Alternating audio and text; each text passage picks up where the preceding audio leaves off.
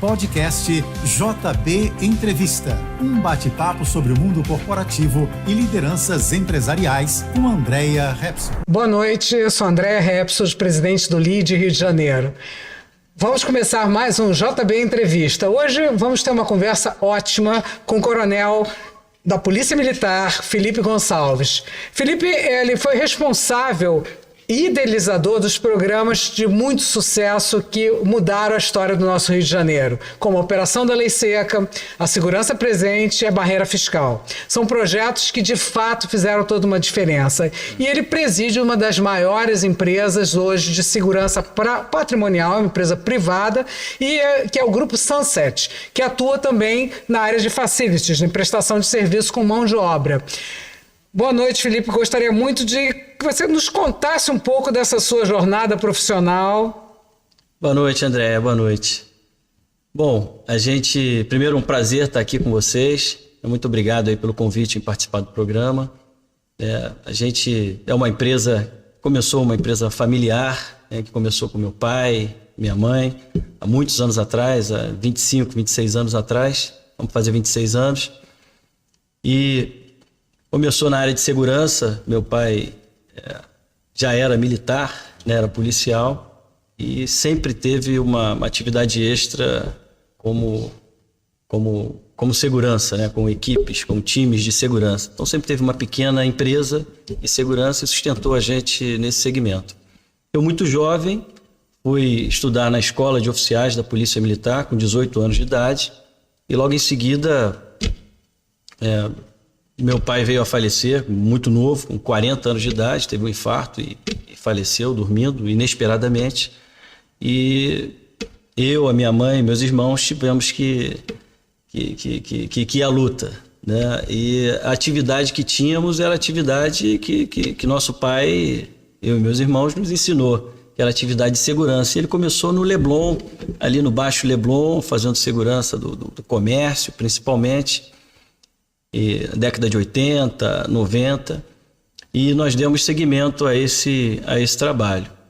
Então eu consegui, depois que me formei, montar uma pequena empresa de prestação de serviço. Ainda não era uma empresa especializada em vigilância, mas serviços de portaria, depois serviços de manobrista, que é a empresa de Valet Park, que a gente tem até hoje, há mais de 20 anos.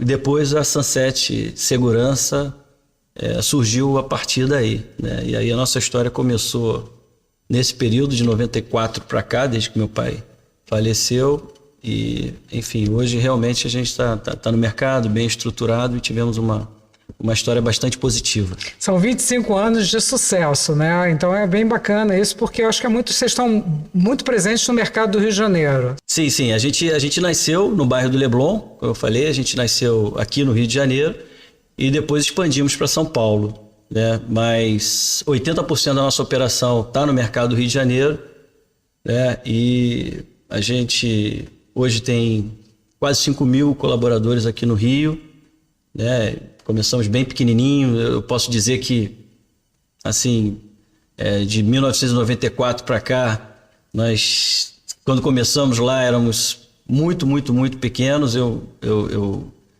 era um dos agentes que fazia segurança de restaurante, de farmácia, de casas noturnas aqui na Zona Sul do Rio. Uma ótima forma de conhecer o seu negócio, Tá ali de corpo presente na linha de frente, Sempre estive.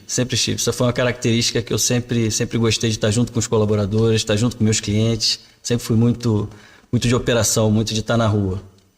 E hoje o grupo tem 4 empresas. A gente tem a Sunset Vigilância, a parte de segurança, que é o carro-chefe, e atuamos muito em bancos, shopping center, porto, aeroporto, condomínios residenciais, diversos tipos de empreendimentos, indústria.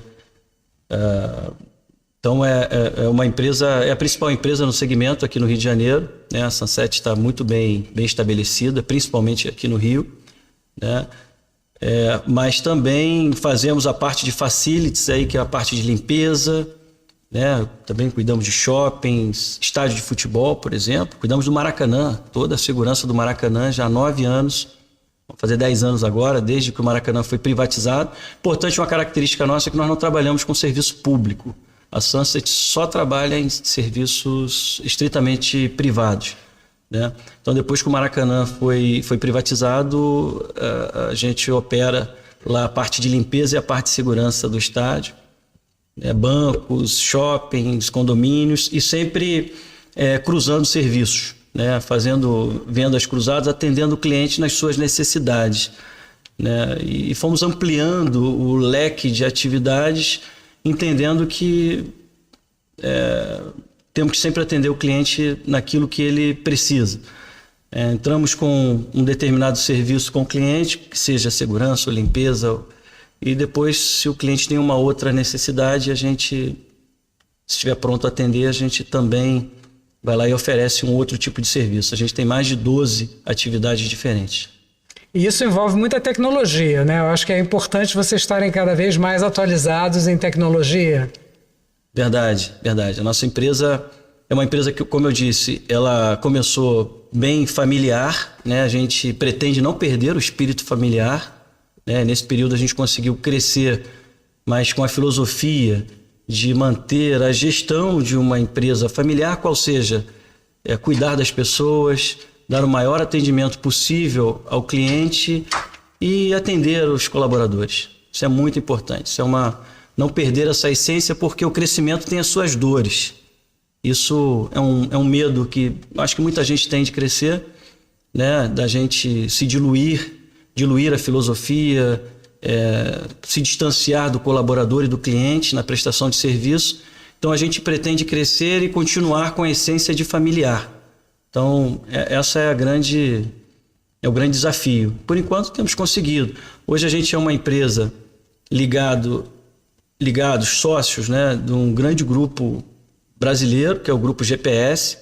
O Grupo GPS é um grupo que tem 155 mil colaboradores no Brasil, é o maior grupo privado de prestação de serviço no Brasil, com diversos segmentos, né, com capital aberto na Bolsa. Então a gente passou a ser uma empresa listada na Bolsa, né, e com todas as suas características de empresa listada na Bolsa, né, com compliance, com regras de governanças próprias, né, que uma empresa apenas familiar dificilmente tem, né, com tecnologias muito avançadas. E que o crescimento demanda, né? Isso é muito importante, crescer com planejamento, né? Isso com regras, né? Isso. E foi um casamento perfeito, porque a gente adquiriu muito isso da grande corporação que viramos sócios, né? E conseguimos não perder a nossa filosofia de cuidar das pessoas, de ter uma essência familiar, de continuar pequeno na sua essência, de atendimento ao cliente. Isso tem dado muito certo. A gente tem crescido bastante, crescemos muito durante a pandemia. Olha que coisa. Durante a pandemia nós crescemos bastante. Nós crescemos 1.300 colaboradores, para falar em números assim, exatos, né? De 1 ano e meio para cá. Então, o número é impactante, né? E como é que é feito esse processo da escolha e da seleção? Porque uma empresa de prestação de serviço, o teu colaborador, que muitas vezes ele que está em contato direto com o cliente final, é fundamental, né? Como é que é feito esse processo? Vocês cuidam muito disso, né? Obviamente, como toda empresa desse porte, né, a gente tem um investimento muito grande em recursos humanos, né? Então, existe um departamento muito, muito avançado de seleção e recrutamento de pessoas, né, que fazem os processos básicos que toda grande empresa faz, né, de recebimento de currículo, de análise, de entrevista. Mas a gente tem algumas características particulares, que é de direcionar o colaborador primeiro para o perfil do cliente, né? Se eu tenho um cliente, por exemplo, se eu tenho um cliente sofisticado, como é aqui esse cliente de onde nós estamos aqui agora, o Hotel Fairmont, que é um cliente nosso, por exemplo, um cliente muito sofisticado, muito importante. Tem um público diferenciado, né, que demanda um tipo específico de atenção, né? Ele requer um colaborador que tenha o perfil para trabalhar aqui no Fairmont. Agora, se eu vou trabalhar no jogo do Flamengo né, no setor norte da torcida do Flamengo, que é o time que eu amo, de coração, eu tenho que ter um perfil, eu não posso ter um vigilante com uma característica que não seja uma característica física avantajada, que não consiga dialogar com aquela torcida que está naquele momento empolgada, eventualmente. Então, eu preciso ter a pessoa certa no lugar certo, mas sempre voltada para o cliente. Quem manda é o cliente sempre.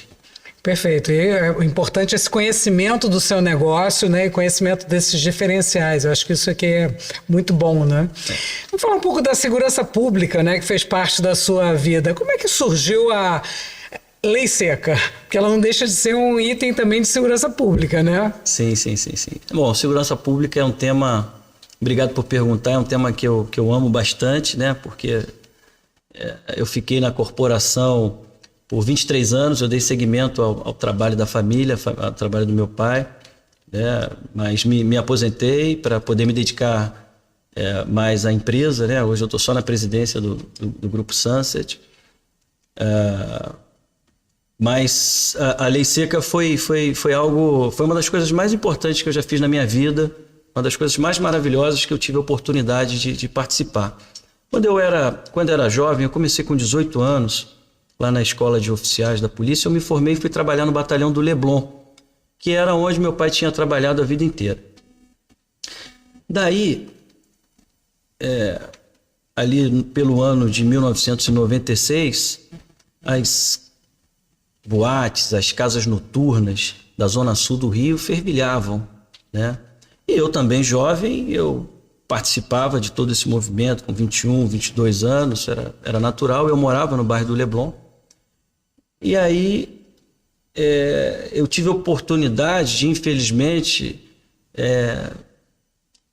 ver muitos acidentes, né? Porque a gente acompanhava as estatísticas como policial, então, e a grande maior parte das vezes eram acidentes em que jovens saíam das casas noturnas 3, 4, 5 horas da manhã e batiam com acidentes graves, né, na Borges de Medeiros, na Epitácio Pessoa, na Autoestrada Lagoa Barra, nos túneis Rebouças, no túnel Zoanjo. Uma estatística super triste, lá, né? na Avenida das Américas, e praticamente toda semana tinha morte. E eram sempre mortes ligadas ao álcool. A mistura perversa entre álcool e direção. Sempre. Então isso sempre ficou assim na minha mente, sempre ficou na minha cabeça. Eu era um deles também. Eu era um deles que eventualmente bebia e ia dirigir também. Então eu sempre soube que isso era errado, mas nunca imaginei como resolver isso. Nunca tive esse insight de como fazer isso, nunca. Certa vez, né, eu trabalhava no Palácio do Governo, e um determinado senhor chamado Marcos Musafir, um médico ortopedista brasileiro que trabalhava no escritório da ONU em Nova York, ele nos trouxe essa problemática da mistura entre álcool e direção e trouxe a triste estatística de que o Brasil era o pior país do mundo para acidentes de trânsito e que caía um Boeing no Brasil por dia. Que incrível isso. Caía um Boeing no Brasil por dia, disse o Dr. Marcos Musafir, que é uma pessoa que eu admiro bastante, um amigo meu. Ele chegou a ser secretário de saúde do Estado depois. E ele disse que teríamos que mudar a legislação aqui no Brasil para proibir, né, que as pessoas pudessem dirigir depois de terem consumido bebida alcoólica. E ele foi ao deputado Hugo Leal, que é uma pessoa que eu também admiro bastante, faço questão de citar o nome aqui, alguém que eu admiro muito. E o deputado Hugo Leal conseguiu, ele era deputado federal, conseguiu aprovar a famosa lei seca em Brasília, né? E mudou a legislação obrigando ao condutor do veículo a soprar o chamado etilômetro, né? O conhecido bafômetro. Porque antes as pessoas diziam, para que eu vou produzir prova contra mim mesmo? Né? Mas aí ele conseguiu argumentar, né? A legislação conseguiu dizer o seguinte, falou, não, sua carteira de motorista é uma concessão dada pelo Estado. A partir do momento que você não prova que você não ingeriu bebida alcoólica, o Estado faz a sua retenção da carteira de habilitação naquele momento e caça seu direito de dirigir. Então isso mudou completamente a história. o meu mérito, né, se eu posso dizer assim, e o da nossa equipe, foi idealizar um modelo de fiscalização da lei seca, fiscalizar isso, controlar, botar para funcionar e depois expandir pelo Brasil todo. E os resultados são extremamente positivos, né, e já conhecidos, né? Acho que é muito bom, né? Eu acho que no Rio de Janeiro, principalmente, funciona de uma forma muito interessante e houve uma diminuição grande, né, do número de acidentes, né? Falando em vidas, foram mais de 20 mil vidas salvas no período de 10 anos. Isso é um número impactante, muito importante. E a questão hoje da segurança pública no Rio de Janeiro, na sua visão como empresário desse setor de segurança patrimonial, de segurança até física, né, de alguns empresários, como é que você vê esse momento do Rio de Janeiro? É um tema extenso. Vou tentar resumir um pouquinho assim, os meus pensamentos sobre essa questão da segurança pública. Claro que não existe, como dizem, não existe bala de prata, né? Ninguém vai conseguir dar uma solução simples para um problema tão complexo, né? E resolver. Mas eu acho que a segurança pública no Brasil, de uma forma geral, ela é já quebrada na origem. Assim, se a gente for pensar, né? Se a gente for comparar modelos de polícia do Brasil com modelos de polícia de países desenvolvidos. Eu tive a oportunidade de visitar muitos países. Eu que sou... Eu cheguei ao cargo de coronel muito rápido, né? Foi uma coisa muito boa, me orgulho muito disso. Eu fui o coronel mais novo da história da Polícia Militar aqui do Rio de Janeiro. E logo depois eu me aposentei. Por uma questão assim, própria, por conta de empresa e essa coisa toda. A gente tem aqui um modelo de polícia, que nós temos a Polícia Militar e a Polícia Civil. Falando da Polícia Estadual aqui, que faz mais parte do nosso cotidiano. A gente tem uma polícia ostensiva de preservação da ordem pública, que é a Polícia Militar, aquela que está ali na esquina, fardada, né, uniformizada, militar. Isso é uma outra questão, vou falar aqui também. E que está ali para prevenir, para que o crime aconteça. Caso ele aconteça, né, o policial vai prender lá o bandido, o humilhante, e vai conduzir para a delegacia. Quando ele chega na delegacia e apresenta a ocorrência, ou lavra o flagrante, acaba ali a ação daquele policial militar e começa a atuação do policial civil, que é uma polícia repressiva, uma polícia investigativa, né, que vai investigar e vai preparar o processo para enviar para o judiciário, né? Mas veja, são duas polícias diferentes, né, dentro de um mesmo processo. Então, uma polícia que a gente chama de bipartida. Cada uma faz uma parte do processo. Se a gente for buscar isso dentre todos os países avançados do mundo, a gente não encontra nenhum país em que esse sistema aconteça, né? Porque essas polícias normalmente, e aqui no Brasil acontece isso, elas não trocam informação, elas não se comunicam, elas sequer se gostam. Elas até competem entre si, né? Fica complexo, né? É muito complexo. Então isso não funciona. A gente precisa aqui no Brasil, isso no Brasil inteiro, do que nós chamamos de ciclo completo de polícia, que é um modelo americano. E nesse aspecto eu sou americanista ao extremo. O modelo americano, os Estados Unidos têm mais de 4.000 polícias diferentes, mas todas elas com um ciclo completo. Você tem a parte policial que está uniformizada na rua e tem a parte policial que é o detetive que está sem uniforme, mas é da mesma corporação. Então isso facilita e cria uma integração. Para complementar, o estado do Rio de Janeiro é o único estado da federação que acabou com a Secretaria de Segurança Pública. A Secretaria de Segurança Pública, ela criava essa integração, pelo menos tentava criar integração entre as duas corporações. Quando você cria duas secretarias, de Polícia Militar e de Polícia Civil, você segrega ainda mais essas corporações. É o único estado em que existem essas duas secretarias. Então isso é muito difícil. Um outro aspecto também, que aí meus colegas não gostam muito que eu fale, mas eu preciso dizer, é o fato da polícia ser militar.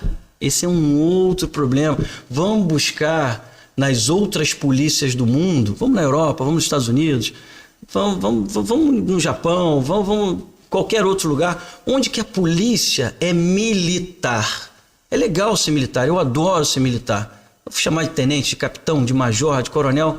Sempre tive muito orgulho disso e ainda tenho. Né? Os colegas são chamados de sargento, de cabo, de o que seja. É muito legal isso. Isso é bom, pessoalmente é muito bom. Mas eu sou um prestador de serviço. E eu entendo que a polícia, ela só existe para atender o cidadão. Quando eu tenho um modelo militar, né, principalmente o militar, ele é formado para ir a uma guerra e aniquilar o inimigo. Né? O policial, não. O policial tem que proteger a sociedade, são conceitos antagônicos. Então hoje eu questiono muito o fato, né, da polícia ser militar. Isso cria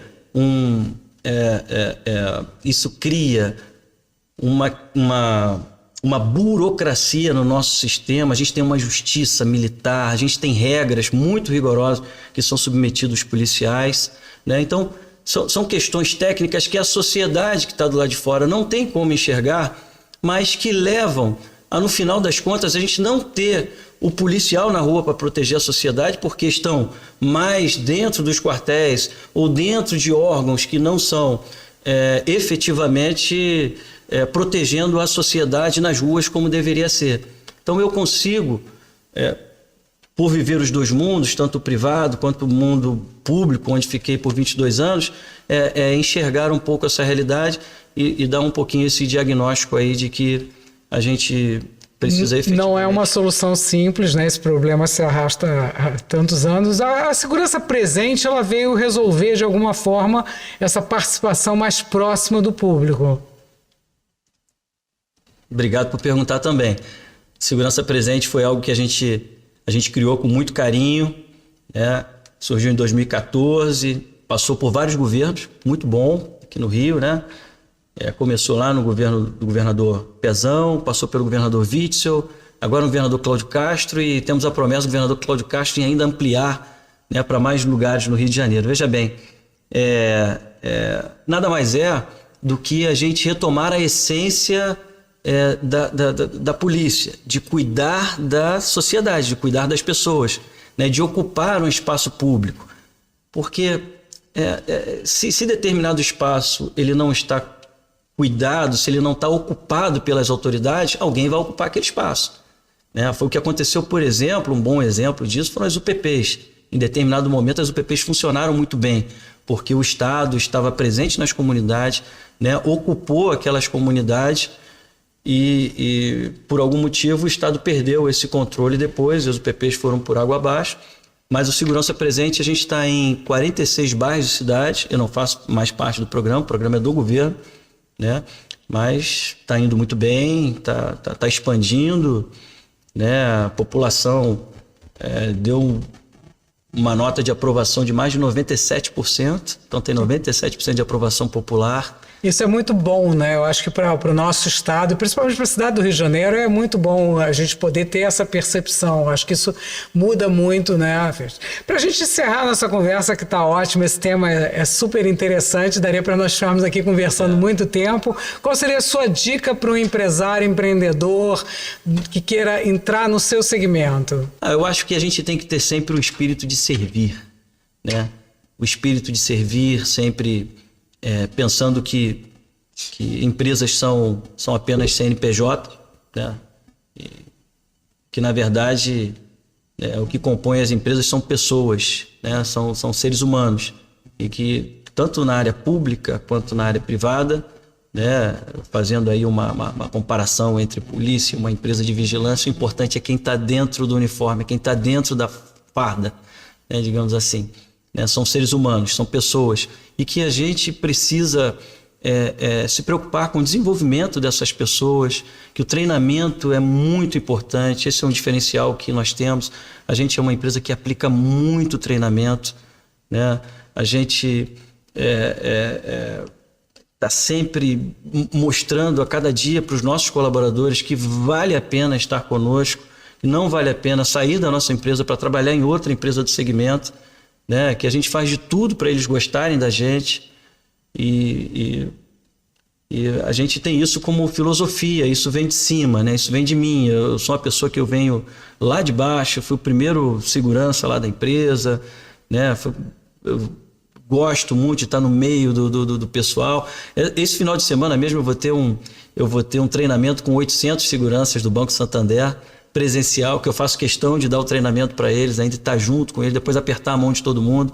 Então, assim, eu sou muito presente com o meu pessoal e procuro ser sempre um exemplo para eles, né? Porque eles precisam estar apoiados também, né, na direção da empresa, naqueles que têm o poder de decisão. Excelente, foi muito boa a nossa conversa. Eu queria te agradecer. Então, Coronel Felipe Obrigado, Gonçalves, presidente da Sunset, que é uma empresa importantíssima aqui do Rio de Janeiro. Foi ótima a nossa conversa. Se você gostou dessa entrevista, tem várias outras no nosso canal. Dá um like e, se você quiser, deixe seu comentário.